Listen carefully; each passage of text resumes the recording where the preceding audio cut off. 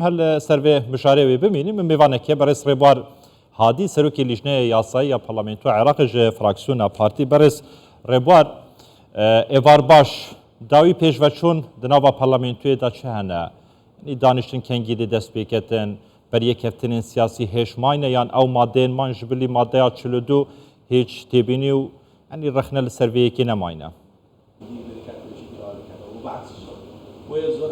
بەڵێ دیارە وا بڕیار بوو ساعتێک ئەوڕۆ دانیشتنی پەرلەمان هەبی بەڵام لەبەرەوەی ئەندامانی پەرلەمان لە کاتی خۆی حاضر نەبوون و پەیوەندی بەوەش هەبوو هەندێک لایانی سیاسی لەسەر هەندێک بابەتی دیکە دانیشتنیان هەبوو دانیشتنەکە دوا خراپ بۆ کاتی ئێستا بەرلەوەی داخلی ستۆدیۆ بوون لەگەڵ بەڕێستان جەڕسی پەرلەمان لێدا ئێستا دانیشتنی پەرلەمان پێم وایە دەست پێ دەکات لە ماوەی چەند دقەیەدادێ کاک ڕێبوار دوینێ مادەی 14 تێپەڕێنرا پارتی دموکراتی کوردستان تێبینیان هەبوو لەسەر بڕگەی 8 بۆچی ناڕازی بوون بەڵێ سەبارەت بە مادەی 14 فەقەڕەی 8 ئەو تێبینی کە ئێمە وەکو پارتی دموکراتی کوردستان هەمان بوو لەسەر ئەو بابەتە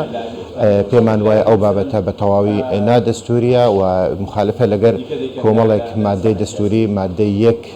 و لەگەڵ مادەی 117 دەستور و هەروەها لەگەڵ مادەی 121 فەقەرەی 1 و فەقەرەی 3 دەستور مخالفە هەرێمی کوردستان بە جێرەی دەستور کیانێکی خۆی هەیە و ئیقلیمێکی ئیتیحادیە و ممارسەی سوڵتاتی ئیتیحادی سلطاتی خۆی دەکات سلطاتی تەنفیدی و سلطەی تەشریعی و سلطەی قەزایی خۆی دەکاتن ئەو بابەتەی کە لەناو مادەی 14 جێگای کراوە ئەوە پێمان وایە ئێمە وەکو پارتی دموکراتی کوردستان تەدەخولە لە سلطاتی هەرێمی کوردستان ئەو هەرێمێکەوە دەستور ئیقراری کردیە ئەو هەرێمێکەوە ئێمە پێمان وایە اختصاصاتەکانی خۆی بە تەواوی دیاری کرایە هەر تەجاوزێک لەسەر اختصاصاتی هەرێمی کوردستان ئێمە پێمان وایە قبول کراو نییە و ئەو تێبینیانی کە هەشمان بوو ئەو گلەیانە ئەو ناڕزایی کە دوێنێ دەرمان بڕی لەسەر بابەتی ئەوەیە کە ئێمە قبولمان نییە تەجاوز بکرێتە سەر اختصاصاتی هەرێمی کوردستان ئەگەر نابێنەوە سەر خودی ئەو بڕگێ بەڵێ ئەگەر بەڵێ کاک ڕێبوار بەڕێستان کە سەرۆکی لیژنە نەشەڕازەیەکی باشتان لە یاسا هەیە دەڵێن نادەستوریە و ناقانونیە کەواتە هەنگاوەکانتان چی دەبێتن دوای ئەوە هەر ئەمها بەجێ دێڵن یاخود هەنگاوێکتان دەبێتن بۆ ئەوەی ڕێگیری لێ بکرێتن کە بخرێتە بواری جێبەجێکردنەوە بەڵێ وەکو باسم کرد مادەی سێزەی دەستور وازە هەر قانونێک ئەگەر تەشریع بکرێ و مخالف بێ لە بۆ دەستور ئەو قانونی کە دەردەچێتن ئەوە هیچ قیمەتێکی نابی لە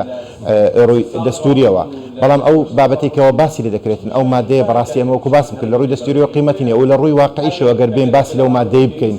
طبعا ئەو مقتەرەحی کە پێشتر هەبوو کە لە لێژنەی مالیە دەنجی لەسەردرا بوو کە داوایان دەکرد لە کاتی ناڕزایی هەر پارێزگایەک بێتن لە خۆی ڕاستەوخۆ لەگەڵ حکوومەتی ئیتیحادی بەشەکەی خۆی وەربگرێتن طبعا ئەو مقتەرەحەت تێنەپەڕی بەڵام ئەو مقتەرەحی ئێستا کە هەیە لە کاتی دروستبوونی کێشە لە نێوان پارێزگایەک کە پێیوابی ئەو بەشەی کە لە بۆی دیاریکرایە لە بودجە ناتوانانی وەریگری ئەو کاتە پەنا لە بۆ حکوومەتی ئیتیحادی دەبا حکوومەتی ئیتیحادیش لەسەر ئەو بابەتە با بڵێن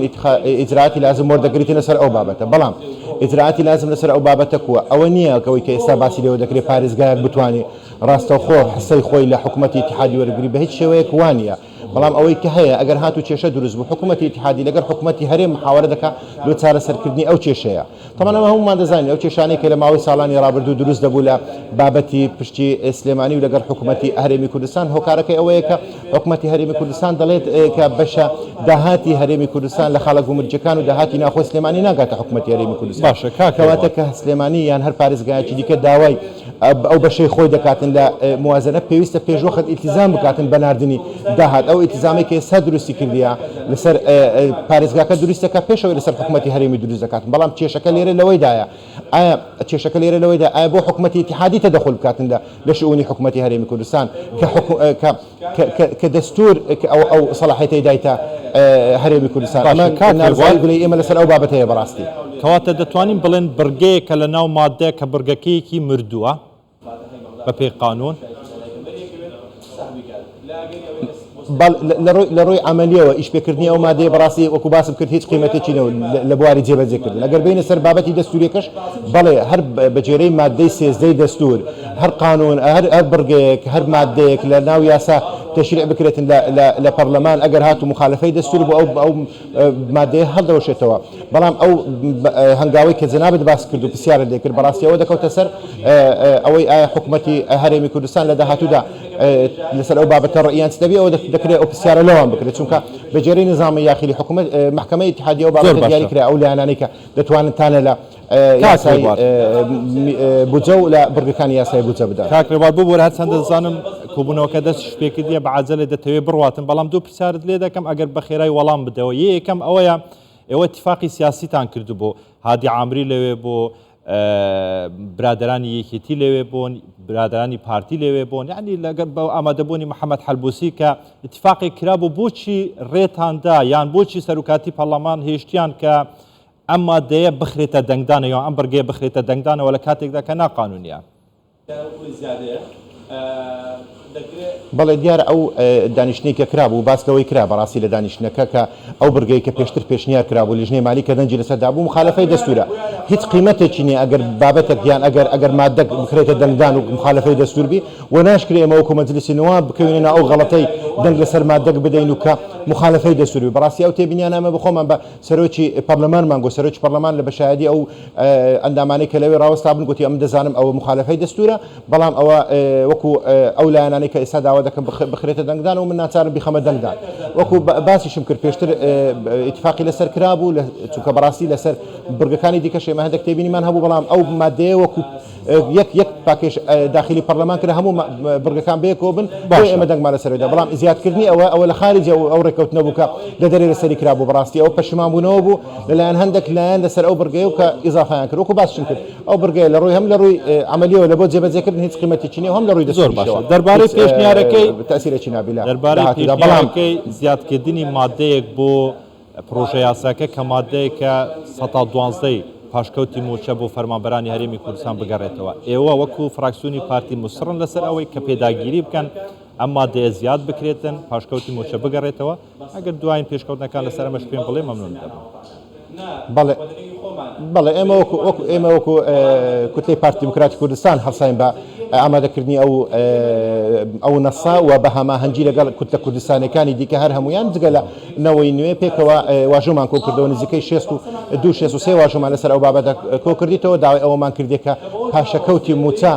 بدرێتەوە بەس ڕێژەی 112 چونکە ئێمە هەمووەکو کوتلەی پارتی دموکراتی کوردستان بەڕاستی هەمووەکو حکوومەتی هەرێمی کوردستانیش لە هەموو موازنەکانی پێشووتر جەنابی سەرۆکی حکوومەت بەڕێز کاک مەسرور بە شەخسی چەندین جار لەگەڵ حکوومەتی اتحادی لەسەر ئەو بابەتە قسەی کردووە و پێمان وایە ئەوە حەقی